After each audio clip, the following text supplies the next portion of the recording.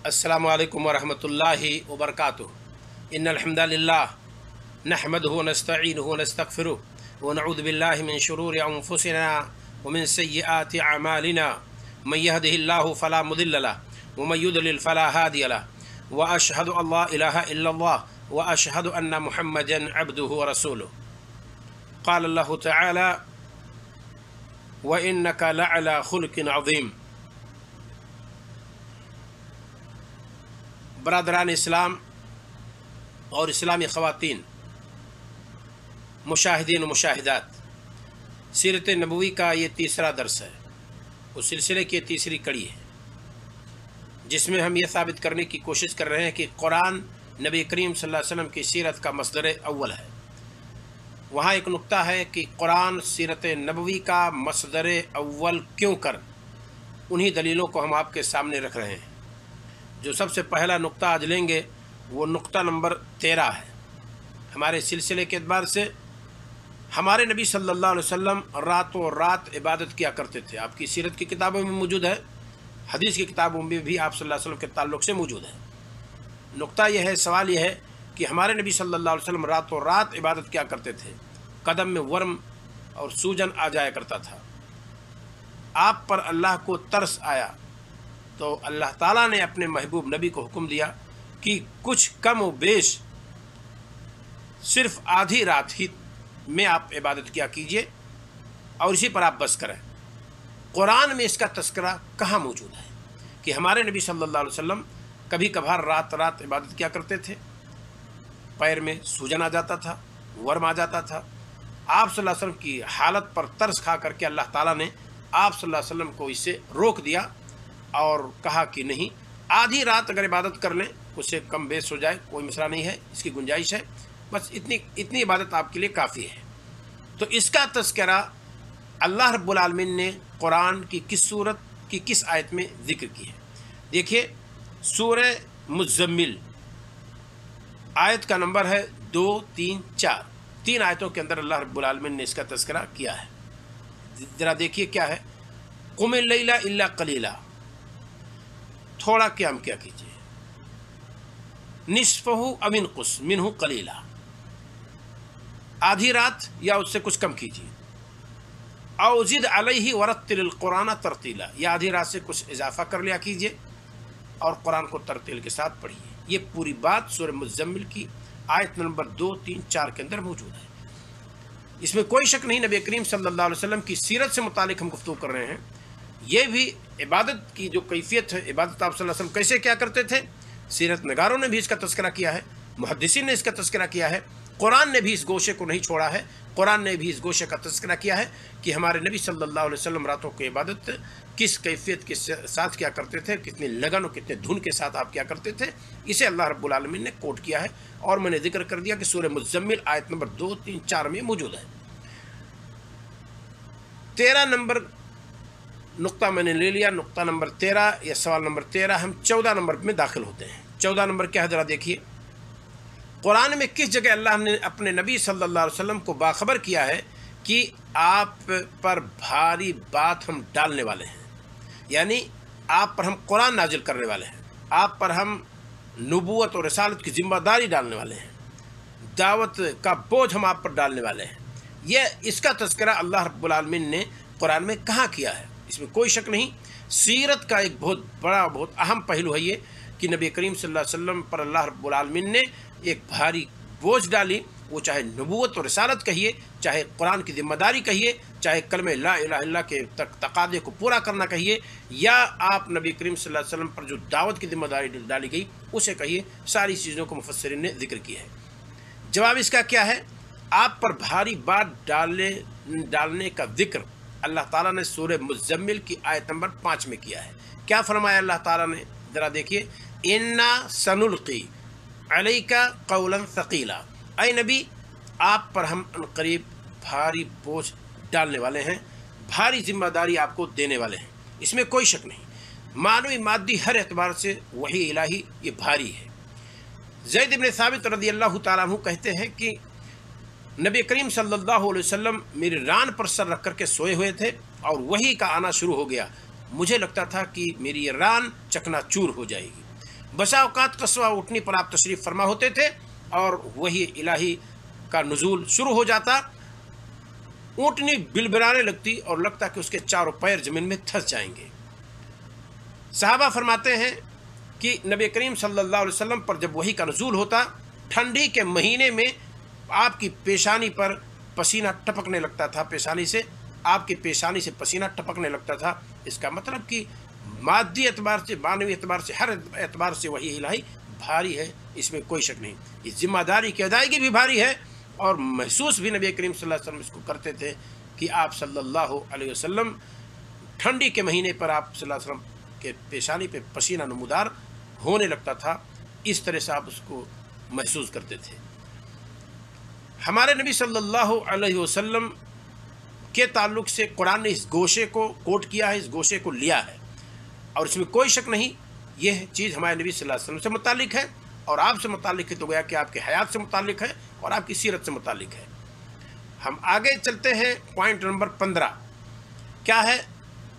नबी सल्लल्लाहु अलैहि वसल्लम के ख़िलाफ़ कुफ़ार मक्का की प्लानिंग और उनकी साजिश का जिक्र कुरान में कहाँ है, यानी कहाँ जिक्र किया अल्लाह ताला ने।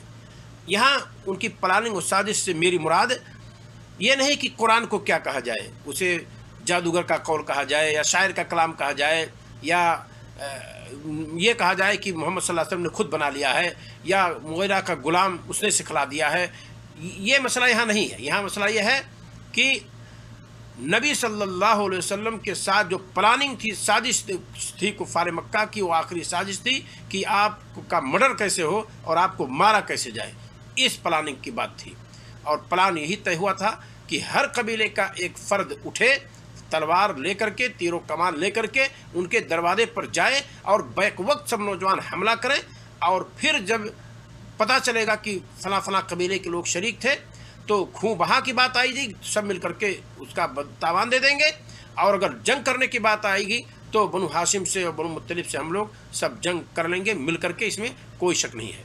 तो प्लान क्या बना था कि नबी करीम सल्लल्लाहु अलैहि वसल्लम को कत्ल कर दिया जाए और हर कबीले से एक एक जवान लिया जाए। ऐसे ही किया था उन्होंने कि हर बतन कबीले के जो शाखें थीं, बुतून थे, वहाँ से हमारे नबी सल्लल्लाहु अलैहि वसल्लम के ख़िलाफ़ जवानों को इकट्ठा किया गया और ये तय हुआ कि हमारे नबी सल्लल्लाहु अलैहि वसल्लम के घर पर लोग रात में हमला करके आप सल्लल्लाहु अलैहि वसल्लम का हत्या करेंगे, आप सल्लल्लाहु अलैहि वसल्लम का मर्डर करेंगे और फिर खून सारे लोगों पर तकसीम हो जाएगा। यही राय पास हुई थी उस दारुल नदवा के अंदर, जहाँ शैतान भी एक नजदी बूढ़े की शक्ल में मौजूद था, जैसा कि सीरत की किताबों में, हदीस की किताबों में मौजूद है।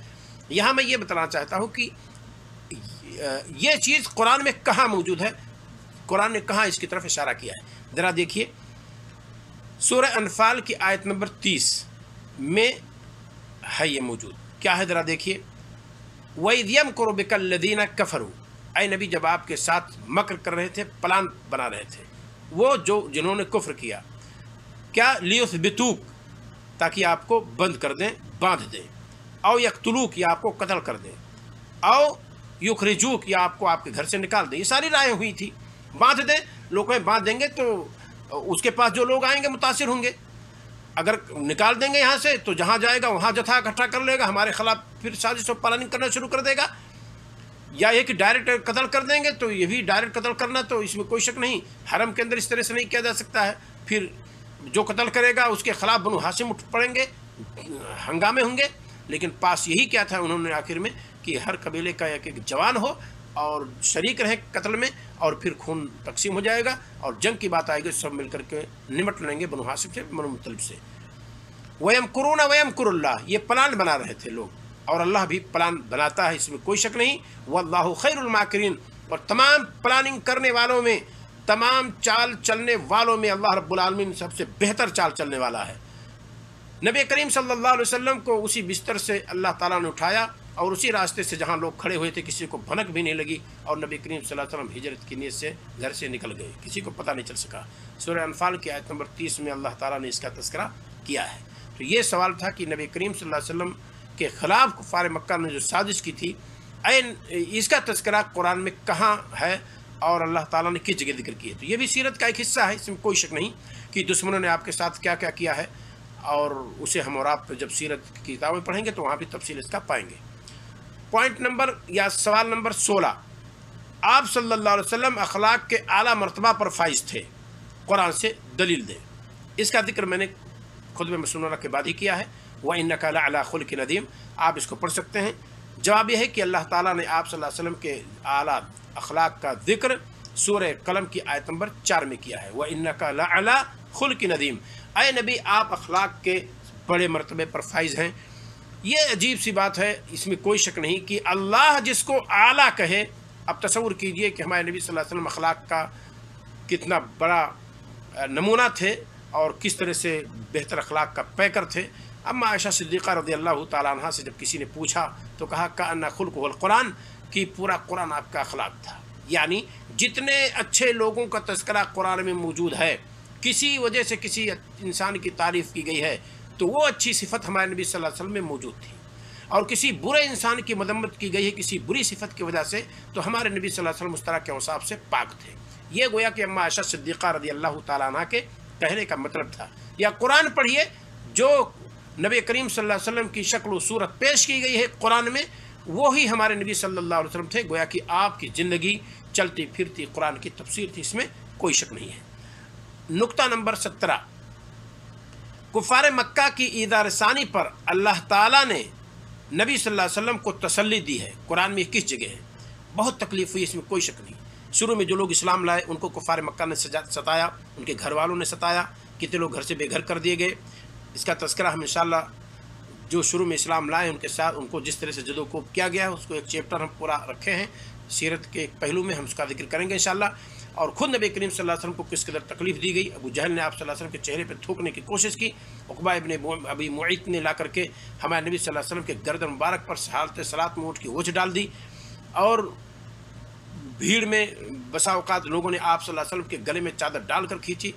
ہر اعتبار سے نبی کریم صلی اللہ علیہ وسلم کو جدو کوب کیا گیا، آپ کو شاعر کہا گیا، پاگل کہا گیا، مجنون کہا گیا، دیوانہ کہا گیا، سب کچھ کہا گیا۔ تو یہاں یہ سوال ہے کہ ہمارے نبی صلی اللہ علیہ وسلم کو لوگوں نے بڑی تکلیف دی، اس کا تذکرہ قرآن میں کہاں موجود ہے؟ جواب، سورہ مزمل کی آیت نمبر 10 میں، وَاصْبِرْ عَلَىٰ مَا يَقُولُونَ، اے نبی آپ صبر کیجئے اس پر جو یہ لوگ کہہ رہے ہیں، وَاهْجُرْهُمْ حَجْرًا جَمِيلًا، اور اچھی طرح سے ان کو چھوڑ دیجئے، یعنی ان کے ساتھ گفتگو اس طرح سے مت کیا کیجئے۔ ڈسکس جس کو کہتے ہیں، بحث و مباحثہ جس سے کہتے ہیں کہ باتیں بڑھیں تو میں شروع ہو، اور یہ چونکہ آپ کے ساتھ حسن سلوک کا مظاہرہ نہیں کر رہے ہیں تو ہم نہیں چاہتے کہ ہمارے نبی کی بے حرمتی ہو، اس وجہ سے اللہ تعالیٰ نے کہا ان سے کنارہ کس رہی ہے، اس طرح سے ان سے گفتگو مت کیا کیجیے۔ یہ اللہ رب العالمین نے فرمایا ہے کہ ان کی اظہار ثانی پر آپ کو صبر سے کام لینے کو کہا گیا ہے۔ سورہ مزمل کی آیت نمبر 10 ہے۔ نقطہ نمبر 18، جب کفار مکہ نے نبی کریم صلی اللہ علیہ وسلم کو مجنون کہا تو قرآن نے آپ کی طرف سے دفاع کہاں کیا اور کیا کیا؟ جواب ہے، اس بابت نبی کریم صلی اللہ علیہ وسلم کی طرف سے قرآن نے دفاع کی اور کہا ما انت بنعمت ربک بمجنون، اے نبی اللہ کا فضل ہے، اپنے رب کی نعمت سے آپ مجنون نہیں ہیں، یعنی اللہ کی نعمت ہے کہ آپ جنون سے بچے ہوئے ہیں، آپ کے عقل پر پردہ نہیں پڑا ہوا ہے، آپ کو تو وہ روشنی مل رہی ہے جو وحی الہی ہے، آپ کو مجنون کیوں کہا جائے گا؟ اللہ تعالیٰ نے انکار کیا، پوری دنیا خاموش تھی، انسانیت خاموش تھی، ہمارے نبی صلی اللہ علیہ وسلم کی طرف سے کوئی جواب دینے والا نہیں تھا، عرش والا خاموش نہیں ہوا، کیونکہ اس نے کہا ہے کفینا انا کفیناک المستہزئین، اے نبی ہم استہزاء کرنے والوں کے ساتھ، آپ کے ساتھ بے حرمتی کرنے والوں کے لیے ہم کافی ہیں۔ یہ اللہ رب العالمین نے قرآن میں فرما دیا ہے۔ یہاں اللہ رب العالمین نے جواب دیا کیا؟ ما انت بنعمت ربک بمجنون، اپنے رب کے فضل سے آپ مجنون نہیں ہیں، یہ اللہ کا فضل ہے کہ آپ کا ذہن محفوظ ہے، آپ صحیح سالم ہیں، عقل سلیم آپ کو اللہ تعالیٰ نے نوازا ہے، اور آپ جو باتیں کہہ رہے ہیں نپی تلی عبارت میں کہتے ہیں اور آپ زبان صحیح استعمال کرتے ہیں، یہ اللہ رب العالمین نے نبی کریم صلی اللہ علیہ وسلم کی طرف سے دفاع کیا۔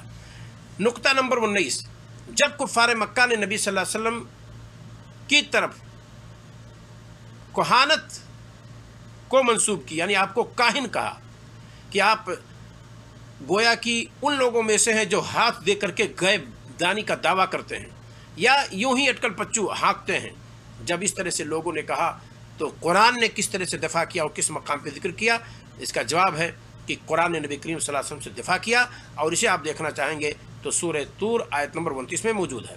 فذکر फमा अंता बिनिअमति रब्बिका बिकाहिनिन वला मजनून, दोनों चीज़ों का तज़किरा है। आप अल्लाह ताला का जिक्र करते रहिए।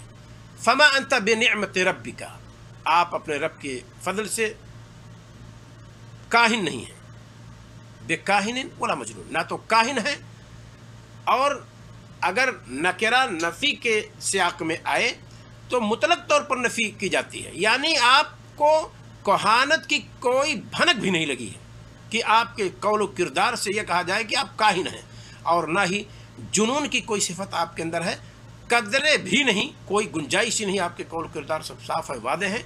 ना आपको काहिन कहा जा सकता है किसी भी एतबार से, ना आपको काहिन कहा जा सकता है किसी एतबार से, ना ही आपको मजनून कहा जा सकता है किसी एतबार से। अल्लाह का फजल है। आखिर में दुआ है कि अल्लाह रब्बुल आलमीन हमें और आपको नबी करीम सल्लल्लाहु अलैहि वसल्लम की सीरत को अच्छी तरह से पढ़ने की तौफीक अता फरमाए। अस्सलामु अलैकुम व रहमतुल्लाहि व बरकातुहू।